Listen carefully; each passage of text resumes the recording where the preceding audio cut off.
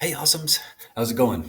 I wanted to take time to, I've had a few questions about the writing sample, so I wanted to share with you and kind of review this assignment real quick, hopefully put you at ease. There again, I want to make sure you understand that this is not graded, right?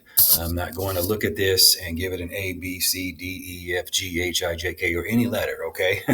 I just, like I said, I'm using this, right, to get an idea to make sure that I don't leave anybody out or I don't miss something that maybe we need to cover, or maybe there's something I'm planning on covering that we don't need to, right? So it just helps me get a clear understanding of how I can best not just teach the class, but best support and serve you guys. Okay. So please don't add a bunch of pressure on yourself. Just give it your best shot of how you would write this letter in response to the information here in these 3 or 4 paragraphs, right?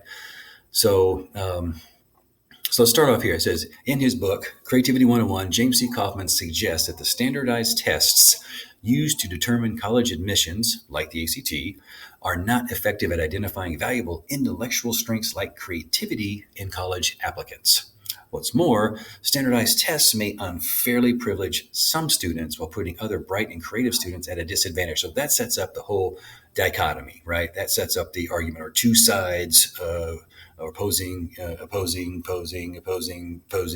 viewpoints, right? Kind of in that way, right? Where you've got this side saying this, but this side saying the other side, like these, like, I don't want to say polar opposites, but there's this argument, right? Maybe there's a disagreement on how we look at college admissions, right? And so this one here seems to be based on there's a test score versus, and the test there, they're saying it doesn't seem to really get into, it can't measure in a way, right? Creativity, right? We might be missing on some brilliant minds in our schools. Okay, so he goes on and tells a little bit more about that.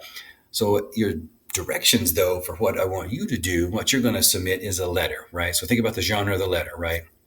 So you're going to write a letter to Oakland University's Director of Undergraduate Admissions, Eleanor Reynolds. So most of everybody's paper should say, Dear Dr. Reynolds, or Dear Eleanor Reynolds, or Dear something, right? We want to be we'll have to be a little bit, think about being respectful in this. I think she has a PhD, so you might say, Dear Dr. Reynolds.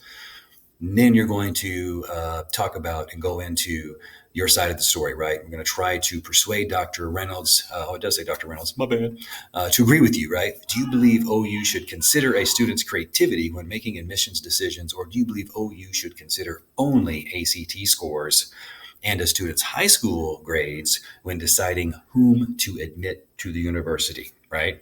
So you're either going to think yes or you're going to think no, right? Because that's kind of a yes or no question. Larger part of being persuasive is to kind of gather some information, perhaps from the text, right? From the paragraphs and what you just read about. Now express why. Because you want to try to persuade, Dr. Reynolds to consider your point of view of either just looking at ACTs, or there's some other things we should be considering when it comes to thinking about creativity, right? As according to Kaufman, right? Like we kind of said up here at the beginning, right? Standardized tests used to determine college admissions, like the ACT, are not effective at identifying valuable intellectual strengths like creativity, right?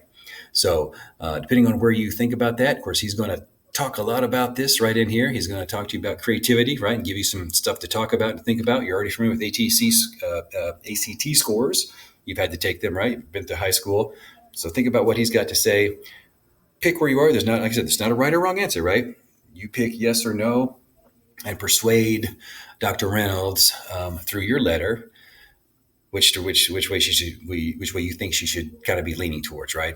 Persuade her maybe to think about something in a different way. Think about it how you're thinking about it, right? It's your perspective. It's your unique perspective that only you can bring to the subject. So feel confident, feel good, feel strong, and more than anything, feel awesome, right? That you've got something to say. So share your voice, and then most importantly, don't forget when you end sincerely and put your name on there for me. Okay.